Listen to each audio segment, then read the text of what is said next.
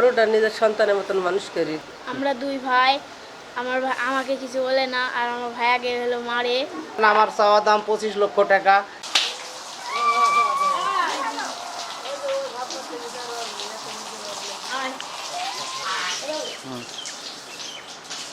গরুটা নিজের সন্তানের মতন মানুষ করি। গরুর গা ধোয়াই, কাঁচা ঘাস মাস খাওয়াই, এই দুপুরকে বেচতে চাই। হ্যাঁ, এই কাড়া মানিককে আমরা এবারে এই কোরবানি নিতে বিক্রি করতে চাই। দাম চা হয়েছে 25 লক্ষ। এইভাবে হলে তার কাছাকাছি হলে দিয়ে দিব।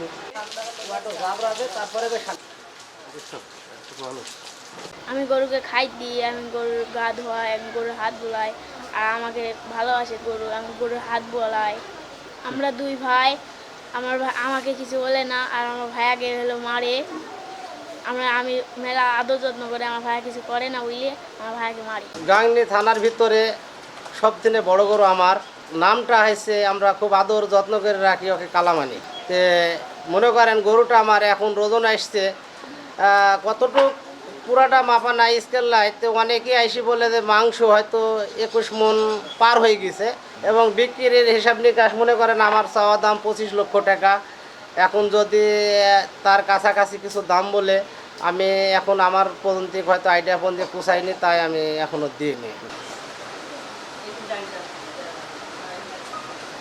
মেহেরপুর জেলা সবসময় প্রতি বছরের ন্যায় এবারও উদ্বৃত্ত সংখ্যক গরু প্রস্তুত করা হয়েছে।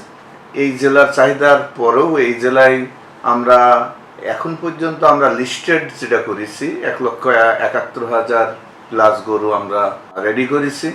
আমাদের এই জেলার চাহিদা 90,000।